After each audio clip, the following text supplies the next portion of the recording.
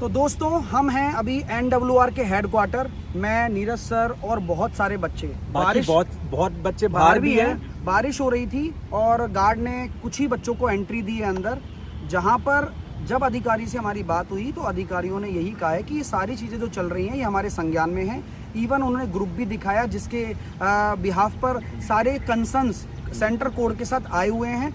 But फिर भी कहते हैं कि स्टूडेंट के साथ जो जाती हुई है, लाइक ये एक स्टूडेंट है, इसने अगर पेपर दिया है तो इसके सेंटर पर इसका सही चल रहा है या इसका खराब हो गया।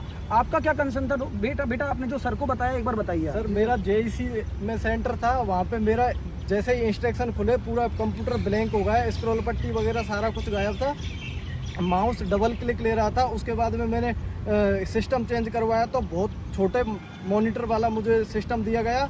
उसके बाद में बीच में पिक्चर प्लेसमेंट का 40 सेकंड तक कंप्यूटर हैंग हो गया। उसके बाद में तो वर्क किया था लेकिन मेरा पेपर अटेंड नहीं हो पाया उसकी वजह से। तो और एक साइड सर एक प्रॉब्लम और है, जब ALP के लिए आई 6/6 होनी चाहिए तो जो चश्मा लगाने वाले अंदर जा कैसे रहे और वो बाकी ये तो इनएलिजिबिलिटी को जाता है। हाँ, पहली बात। और दूसरी तो ये चीज को चेक करने के लिए कोई होना चाहिए। कई बच्चे कह रहे हैं री एग्जाम नहीं होना चाहिए। देखो दोस्तों एक बात बता दूं मैं, आज नीरज सर कोई पेपर अटेम्प्ट कर रहे हैं और इनका कंप्यूटर अटक गया, उन्होंने आंसर लगा रखे और मैंने इनके आंसर देख लिए, मान लीजिए ये चीटिंग है। मतलब एक सेंटर पे हो रहा है, एक का चल रहा है, एक का नहीं चल रहा है, एक का चल रहा है। अब जिसका चल रहा है वो तो सोच रहा है फेयर हुआ है, लेकिन जिसका नहीं हुआ एक्चुअल में गलत हुआ है ना। बच्चा अब ये मान लो मेरा दोस्त नहीं है बट मैं इसके लिए दुखी तो हूँ ना, क्योंकि ये भी तो 5 साल से मेहनत करने में लगा हुआ है।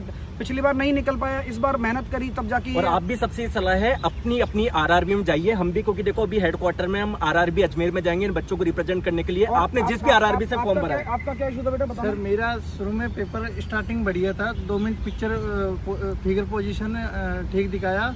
उसके बाद जैसे क्वेश्चन स्टार्ट हुआ तो वहाँ की वहाँ अटक गया, हैंग हो गया। उसके बाद में जैसे आवाज़ दी तो अड़ोसी वो अगल बगल में उनने मेरा पिक्चर देख ली और फिर मेरी कोशिश की बार बार, उसमें 3-4 बार उसको ऑन ऑफ कोशिश करी, नहीं हुआ। फिर उसके बाद दूसरा सिस्टम चेंज किया।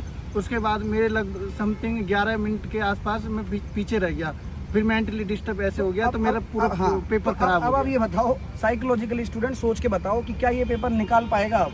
आपका निकल जाएगा बट इसका नहीं निकलेगा। और सर कोई बच्चे ऐसे उनके इंस्ट्रक्शन नहीं दिख रहे हैं, बिना इंस्ट्रक्शन के कैसे करेगा वो बच्चा साइको का एग्जाम? किसका इंस्ट्रक्शन नहीं दिख रहा? इनके इंस्ट्रक्शन नहीं दिख रहे, बिना इंस्ट्रक्शन के वो समझेगा क्या करना क्या है, तो कैसे एग्जाम क्वालिफाई करेगा? और साइको में ये इंपॉर्टेंट हो रहा है सर, 500 बैटरी क्वालिफाई होनी चाहिए, तो एक में भी इशू है तो फिर तो फेल हो गया ना बच्चा। 11 मिनट भी तो जरूरी है, 11 मिनट भी नहीं है तो बेकार है। मतलब मेरा भी सिस्टम तो लेट चल रहा था वहाँ पे। कहानी ये है मेरे भाइयों कि देखो अनफेयर है। हाँ जी सर, चीटिंग भी मान सकते हैं इसे। और साइको ऐसा होता नहीं है कि यार कुछ ही बच्चों का करवा लिया जाए दोबारा। एक साथ दोबारा होना चाहिए। पेपर दोबारा से पेन पेपर भी देखे गए हैं, कई जगह पेन पेपर देखे गए, अलाउ भी नहीं है। अगर मान लो किसी कारण से आपका सिलेक्शन नहीं होता है फाइनल मेरिट में और कोई पेन पेपर वाले का हो जाता है तो गलत हो गया ना। गलत हो गया ना फिर आपके साथ भी। आप चाहे पेपर अच्छा गया है आपका, फिर भी नहीं होता है तब क्या करोगे? आप सबसे रिक्वेस्ट है प्लीज अपनी RRB में जाइए। बाकी सारे बच्चे पहुंच चुके हैं, क्योंकि ये जो अनफेयर हुआ है ये नहीं होना चाहिए। का सवाल है। हालांकि रिजल्ट में भी गड़बड़ी हुई है कि 5 क्वेश्चन इग्नोर कर दिए गए, आउट ऑफ सिलेबस दे दिए गए थे नीरज सर। अब ये बताओ उन 5 आउट ऑफ सिलेबस क्वेश्चन को अगर सिलेबस वाला दे दूं मैं तो जिसने तैयारी करी वही तो कर पाता ना। अब इसमें तो आप जज ही नहीं कर सकते। जज ही नहीं कर सकते उन 5 क्वेश्चन हटा के, क्या आप वो कर रहे हो? आउट ऑफ सिलेबस क्यों दे रहे हो? फिर कट ऑफ उस हिसाब से बना रहे हो। कट ऑफ उस हिसाब से 70 के हिसाब से बना रहे हो।